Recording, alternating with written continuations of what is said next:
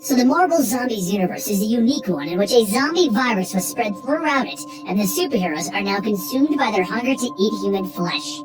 Because the zombies have eaten everyone on their current planet, they found a way to trick Reed Richards of the Ultimate Universe to visit them, and they're planning to use that dimensional portal to travel back to his universe. Well, thanks to Magneto helping them, the Ultimate Fantastic Four got back to their universe while Magneto stayed behind to destroy the portal before any more zombies could follow through.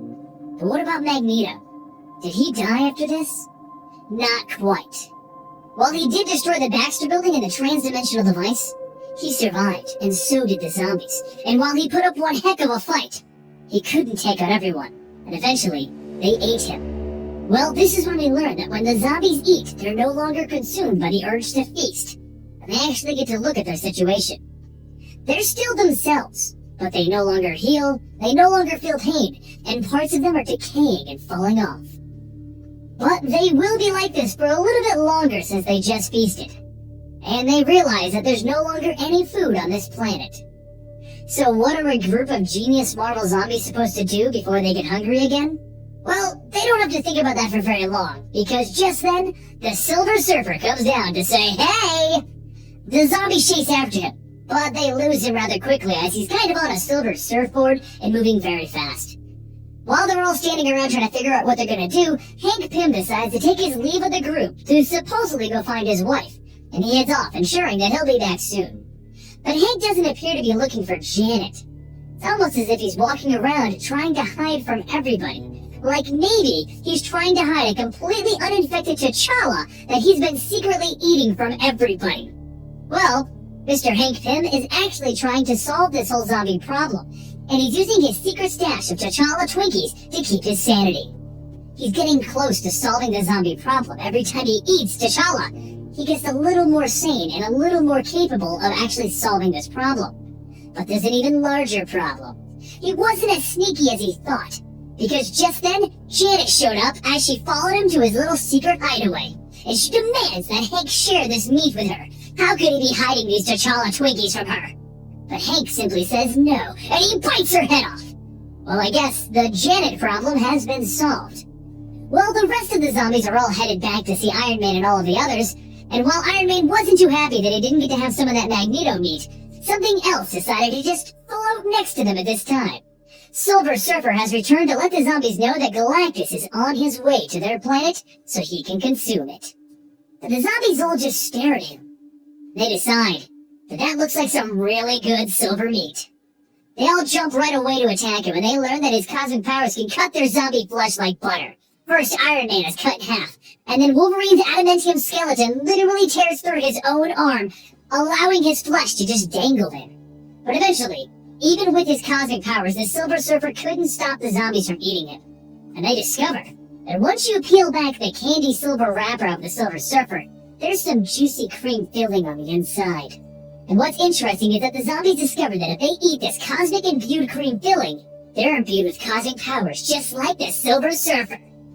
Meanwhile, while Hank is all fighting for some of that juicy Silver Surfer cream filling, our T'Challa Twinkies wake up and he begins to walk off, and he decided to take the severed head of Janet with him. You see, since she's a zombie, her head still functions, and she begins to torture T'Challa by asking him if she can just nibble a little of him. Just give her a little. You know, she needs to solve this hunger problem. Maybe he can just give her like a pinky finger? Maybe she can just eat a pinky finger? But T'Challa begs her to stop. It's a little disconcerting to have a friend of his wanting to eat him, especially since she obviously has no stomach, and this is all a mental thing. It's not going to solve any of her problems. Back with the rest of the zombies, things get a little bit more bizarre as Galactus arrives demanding to know where his herald is. And Hank Pym replies, we ate him, and we're still hungry.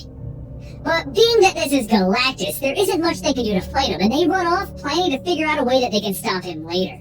So Hank leads them to his secret lab, where he discovers that T'Challa has escaped.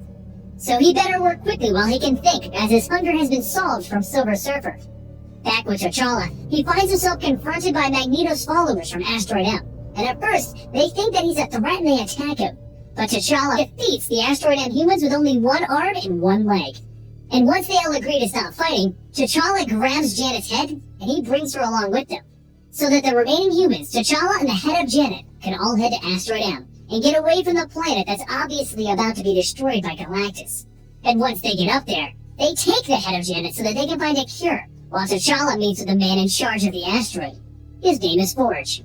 While back on Earth, the Marvel zombies seem to have figured out a weapon that can fight against Galactus. It combines all of their new cosmic powers into a single focused, cosmic-powered beam.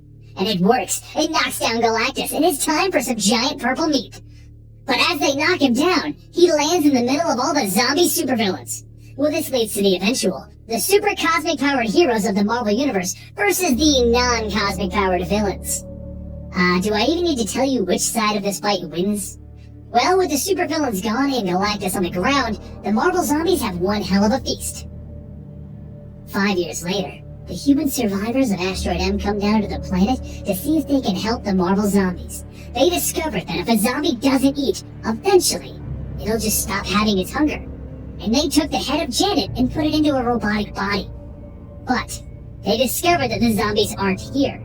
And since the planet is still here and not destroyed by Galactus, where did the zombies go?